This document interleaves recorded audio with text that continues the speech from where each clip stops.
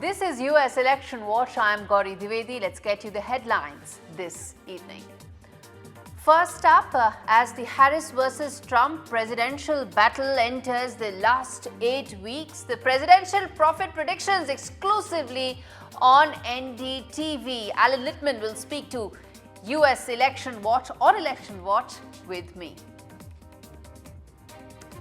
Former President Donald Trump pleads not guilty in the revised election interference case.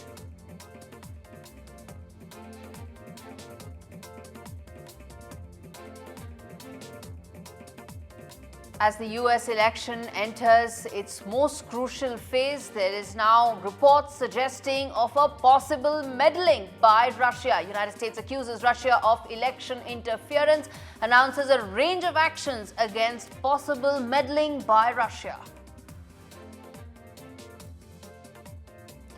Russian President Vladimir Putin says that he would support Vice President Kamala Harris in the upcoming 5th of November US presidential elections. And US President's son Hunter Biden's tax trial is set to begin in Los Angeles. He faces serious charges of tax evasion and failing to file taxes of over $1.4 million.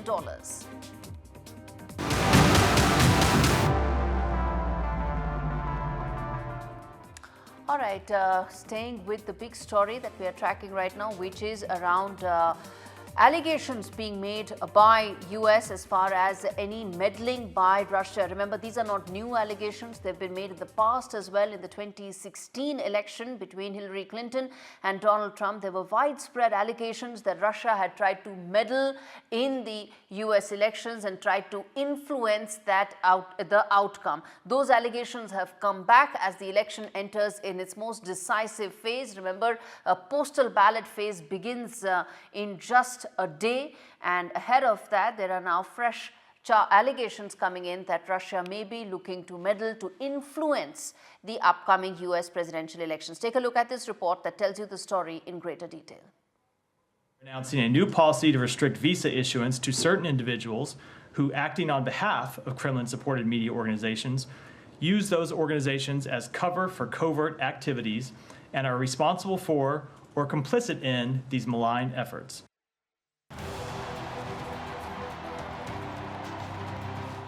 It's campaign season in the United States, and that means we're seeing not just debates and rallies, but also malign influence campaigns. In what is being described as the Biden administration's most significant response yet to Russian interference efforts, the United States has made major announcements regarding Russia's alleged interference in the election and unveiled a new wave of sanctions, criminal charges, and seized more than 30 internet domains. These actions are in response to what officials describe as a broad and ongoing malign influence operation by Russia. The United States has also accused Russia of waging psychological warfare on Americans as part of Moscow's sprawling campaign to influence the upcoming November election. Russia has targeted American elections with disinformation for years, as per US officials. Most notably during the 2016 presidential campaign, when Russia was linked to disinformation campaigns designed to sway the vote towards Donald Trump. US Attorney General Merrick Garland argues that the Kremlin's aim has not changed. The United States is offering a $10 million reward for information pertaining to foreign interference in an American election. The department specifically said it was seeking information on a group known as Russian Angry Hackers did it. But as this news broke, RT posted a sarcastic response on its website from its deputy editor-in-chief saying, "There are three certainties in life: death, taxes, and RT's interference in the American elections." While American officials have stepped up their warnings about Russian election influence efforts, US intelligence believes the efforts could favor Republican nominee Donald Trump, whom Moscow views as a Ukraine skeptic. Experts, meanwhile, have also warned that artificial intelligence has made it easier for countries like Iran and China to sway US public opinion ahead of November's showdown. Parmeshwar Bava for NDTV World. All right, let's discuss the story in greater detail. Jeff Saldini, who's the national security correspondent at Voice of America, joins me on the broadcast. Jeff, now these are allegations that are not new, but what may have changed in the last 8 years since these allegations came to light is the fact that there's now technology that's more pervasive, that can actually cause more harm than at what it could have in 2016. How do you see this? And more importantly, what's the word coming in from the government on these charges and allegations? Well, what U.S. officials say is that the biggest difference between what happened in 2016 and what happened even in 2020 and now is just the scope and the scale of the Russian operations. Some of that can be attributed to the new technology, to some use of artificial intelligence. But in the indictments that were unsealed yesterday, the emphasis was on just how much resource and money the Russians have put towards these disinformation efforts. The United States Justice Department saying that in this case, in terms of the charges unveiled against 2 employees from RT, formerly known as Russia Today, they funneled almost $10 million into a US-based company to help spread Russian messages and Russian narratives through their influencers, through their stable of influencers. And the Attorney General, Merrick Garland, has said that they expect that this is going to be part of the Russian playbook, that they're going to continue to do this. They're going to continue to apply resources in order to spread narratives that benefit Russia. In some cases, those are narratives that are anti-Ukraine. In some cases, as the U.S. intelligence community has said, that could be efforts to help boost the candidacy of former President Donald Trump. And in some cases, it's just to create more divisiveness, some more discord in American society. You know, when you talk about these disinformation campaigns and even deep fakes and what AI can do, Jeff, we are still about 2 months away from the election. And do you expect, or, you know, when you've been speaking to your sources within the administration and within the government, are they saying that, you know, some of this could actually become louder, more pronounced as we go nearer towards the actual election date? They're expecting that it will become louder and more pronounced. They also say that they are on guard for what could happen after the election itself. Look, it's not just Russia, but Iran as well has been very active, very aggressive, according to U.S. officials, in this election cycle. And part of their goal is to create the discord and the divisiveness. And to do that, they are very possibly going to target what happens on election day and perhaps spread narratives, spread propaganda, and on social media and other ways to create confusion and concern about the results of the election itself. So election officials are bracing for that possibility as well. Jeff, very quickly, any word coming in from the Trump team? Because, you know, allegations and charges pretty much go up to the Trump team. I haven't heard anything directly from the Trump campaign on these allegations. We've heard some response, though, from the conservative media influencers who are allegedly part or targeted by this Russian disinformation campaign.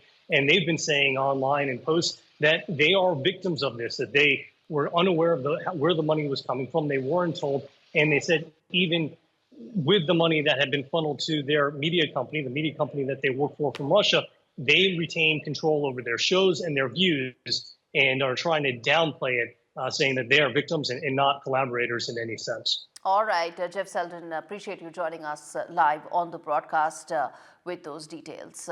In fact, let's now get in the other voice on this story, which is what exactly are Russia and Russia Today saying about it, because these allegations are about them. Russia Today's chief producer joins me on the broadcast, Dmitry Leontiev, joining me to talk to us about, and tell us more about what Russia thinks about these allegations. These are very serious charges that have been made, Dmitry, and this is not the first time that have been made by the US government. They've been made in the past as well. I will be glad to answer all your questions. But before this, I want your viewers to understand that the speaker that spoke before him, I only heard him, I didn't see him, works for Voice of America. It gets money directly paid from the State Department. And I find it a little bit laughable that the person who works and gets paid by the State Department is commenting on the State Department's decisions. But so your viewers understand. Now, about the charges itself, it's twofold. The first thing is about the indictments. There are two indictments, as your viewers have stated. I cannot comment on them. I mean, I'm sure your audience have saw American movies and saw the Miranda rights. Anything I say will be used against us in court. And considering we have a number of people living in the United States and working for us in the United States right now, I don't want to endanger them and let the courts hopefully decide something fair. I doubt it, but we'll decide. Now, what are we talking about? The malign influence information. That's a very weird way of talking about it, because if there was malign influence information, the Department of Justice or the State Department could actually show examples of RT either providing fake news or being disingenuous with the news or putting out false information. None of this, not a single example. They're using buzzwords, and we believe they're using this because RT is a thorn in the State Department side, in the American government. Every election, and you stated this before very truly, in 2016, in 2020, in 2024, no, the difference, they Dimitri, bring up is Russian that now malign influence. AI can actually allow deep fakes to be created, which can be as close to reality as possible. So that's the distinction. Technology, march of technology has this downside as well. That is certainly true. If you can show me, or anybody in the United States, maybe your previous guest who works for Voice of America, a single example of RT using AI or fakes.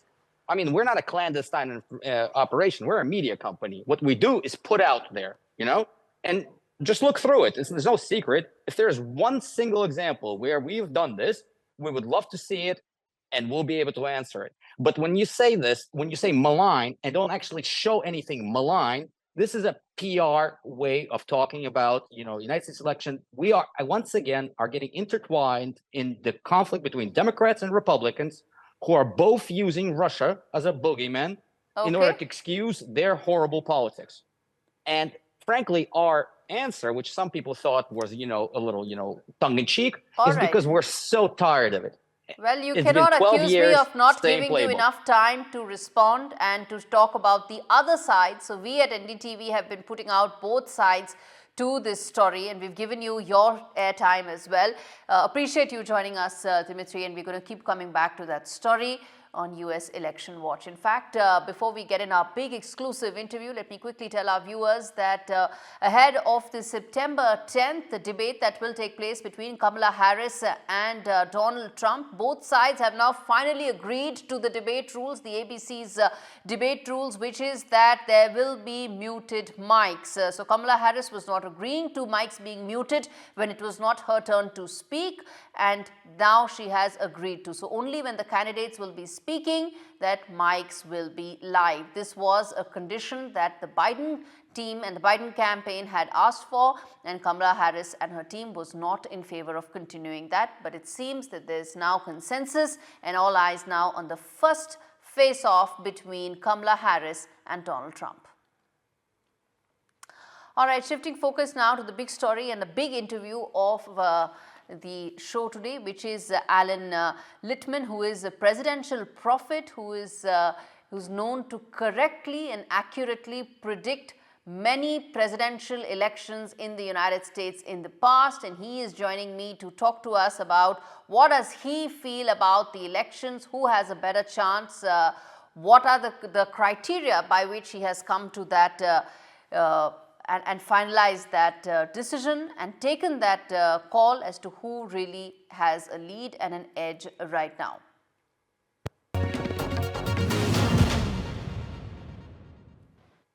All right, Alan Littman joins me live on the broadcast. Appreciate you taking out the time, sir, to speak to NDTV World. My first question to you, sir, you've been closely monitoring and following many US elections in the past. What's your reading of Kamala Harris and Donald Trump in 2024? Well, there are all kinds of anomalies in this election. A major party candidate, Donald Trump, a convicted felon, 34 felony counts, facing indictments in 3 other venues. And on the other side, an unprecedented withdrawal of a sitting president from the race right before the Democratic convention. But the keys are the North Star of prediction. They remain constant despite the fluctuating events of the campaign because they tap into the structure of how American presidential elections really work as votes up or down on the strength and performance of the White House party. And that's what the keys gauge. And the way it works, if 6 or more keys, any keys, go against the White House party, they are predicted losers. Otherwise, they are predicted winners. It was this system that enabled me against all the pundits, the pollsters, and other modelers to predict Donald Trump's win in 2016. And what we have this time is the most keys that could fall against the White House party based on my system is 4 to 5, 5 as a maximum. That still leaves them as predicted winners because it takes 6 keys or more to count them out. So how my many keys are there? For the benefit of our viewers, how many keys or how many parameters do you really have on which you decide? It doesn't quite work that way. It works how many keys count against the White House party, and it takes 6 to count them out. So they've lost the mandate key, which is based upon losses in US House elections. They obviously lost the incumbency key with Biden not running, but with the party uniting around Harris, they avoided the loss of the contest key. Finally, the third key that they lost is the incumbent charisma key, because Harris, whatever you may think of her, is not a once in a generation, broadly inspirational candidate like Franklin Roosevelt or Ronald Reagan. So that's 3 keys down. Remember, it takes 6 keys to count them out. And the only other 2 keys that are shaky are the 2 foreign policy keys, because the wars in the Middle East and Ukraine are so fluid. I think those keys will split and Harris will be down 4 keys, 2 keys short of defeat. But even if they both flip negative, that means Harris is down only 5 keys, still 1 key short of defeat. All the other keys are locked in her favor. Okay, so between now and the actual election, what according to you are those areas where there could be some lack of clarity or uncertainty? The only 2 areas where I see uncertainty, as I mentioned, are the 2 foreign policy keys: foreign military success, foreign military failure, because of the vicissitudes of war. We don't know exactly what's going to happen in Ukraine and the Middle East. Could there be a ceasefire and a hostage release? Could the Ukrainians stave off the Russians in the Donbass region and make further incursions into Russia? But my point is, no matter what happens with those 2 keys, there's not enough keys to predict that Donald Trump could regain the White House. For a while, I thought third-party key might be shaky, but the RFK Jr. campaign has fizzled. He suspended his campaign. For a while, I thought the social unrest key might be shaky, but demonstrations at the Democratic convention, turned out to be underwhelming, and the campuses have been very quiet. Nothing approaching the massive sustained social unrest that calls into question the stability of the country. That's what it would take to turn that key. What about the economy keys? There's the short-term economy, the long-term economy, an area that the Republicans have been really focused on and making it a cornerstone of their campaign. Yeah, the point of the keys is we don't pay attention to the campaigns. Based on the campaigns, Hillary Clinton should have won overwhelmingly in 2016. She won every debate. She had a better ground game. She was more experienced. She raised more money. She had more ads. My 2 economic keys are statistical. They're very specifically defined. The short-term economy key says there's no recession in the election year, and the National Bureau of Economic Research that tracks those things has not called a recession. You can't have a recession in just a couple of months. It takes much longer than that for a recession to take hold. So that key is solid. The long-term economy key is also statistical. It asks whether the real per capita growth during the current term is at least equal to that of the average of the previous 2 terms, and per capita growth under Biden is double or more that of the average of the previous two terms. I don't take into account these fluctuating polls or what the campaigns are doing.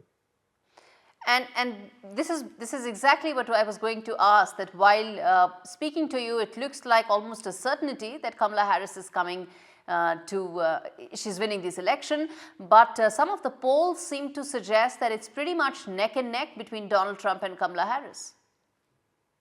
That's the beauty of the keys. They're not poll dependent. Look how the polls misled the poll dependent predictors in 2016. The most eminent among them, the Princeton University Consortium of professors, headed by the great Professor Sam Wang, gave Clinton, based on the polls, a 99% chance of being the next president. And Professor Wang said, if I'm wrong, I'll eat a bug on national television. And to his credit, he did. Then you have this clerk, Nate Silver, who just compiles polls and believe he's a great prophet. And he had Hillary Clinton overwhelmingly likely to win. And then when she loses, he said, see, I told you there was a 20, 25, 30% chance that she would lose. So it's meaningless. He can never be right and he can never be wrong. The keys stand above all of that. They called George H.W. Bush's election in 1988 when he was 17 points down in the polls to Michael Dukakis in June and July of the election year, and every pundit and pollster had written him off. Indeed, and I think that's the beauty of having a very scientific modeling approach as against random surveys of people. So yes, there's a scientific approach, but I want to come to the fact that, sir, you made, which was about that foreign policy and aspects related to the Ukraine-Russia conflict and the war that's taking place in Gaza could be the factors that could be undecided right now. To explain to us what could be the impact that they may have in changing, if at all, your prediction? No matter what happens with two foreign policy keys, success and failure, it will not change the prediction. As I said, right now I see the keys as split, which would be 4 keys. But even if they both flip, things go really sour in both of those wars, that would only be 2 more negative keys on top of the 3 she now holds. That's still only 5 keys, not enough to predict her defeat. So while things could change in wars, they always can, they will not affect my prediction that Kamala Harris will be the next president of the United States. The Democrat camp would be delighted to hear this prediction, especially because you've got so many in the past absolutely right. But in the spirit of fairness, if the Republican campaign is listening to this, so what, according to you, could they do, because there's still 2 months left, to at least come close to any of what you're saying, sir? There's really nothing they can do. That's the whole point of the keys. It's fundamentally different from all the conventional wisdom about elections, all the wisdom that the media spends hundreds of millions of dollars covering the campaign every day, as though it was a horse race with candidates sprinting ahead and falling behind. The big message of the keys is it's governance, not campaigning, that counts. And you're looking at the governance of the White House party and things like the economy, foreign policy, social unrest, policy change, scandal, not the events of the campaign. And that's what makes it different from all the conventional wisdom in predicting elections. I'm not fluctuating my predictions based on the day-to-day events of the campaign. You cannot, and no one has ever been able to successfully predict an election outcome by looking at the campaign. Impossible. All right, Mr. Alan Littman, appreciate you joining us to decode the election and taking out the time and speaking to us. So there you have it. The word coming in terms of a prediction is that it is Kamala Harris that who could be the next president of United States. So 2 months left for the election, but that's the big word coming in from what many would say election guru who's been able to predict so many presidential elections in the past. Staying with Kamala Harris, well, she's also turning out to be a favorite for Russian President Putin, who says that he would support Kamala Harris in these upcoming elections. Listen in to what he had to say. У него было бы какое-то... У нас, значит, фаворитом, если можно так сказать, был действующий президент, господин Байден. Вот он, его сняли с гонки, но он рекомендовал всем своим, значит, сторонникам поддержать госпожу Харрис. Ну вот и мы тоже так сделаем, будем ее поддерживать. Это, во-первых, а во-вторых... Раззавещали, значит, надо, да? Во-вторых, она так выразительно и заразительно смеется, что это говорит о том, что у нее все хорошо. All right, a quick update on Hunter Biden, Joe Biden's son, whose legal woes do not seem to be ending after being convicted over felony charges in Delaware earlier this year. Hunter Biden is now facing trial over tax evasion that is set to begin in California. The charges against him are that he evaded taxes to the tune of $1.4 million between the years 2016 and 2018. Hunter Biden has pleaded not guilty. Remains to be seen what happens in this high-profile trial. All right, with that, it's a wrap. Thanks so much for watching.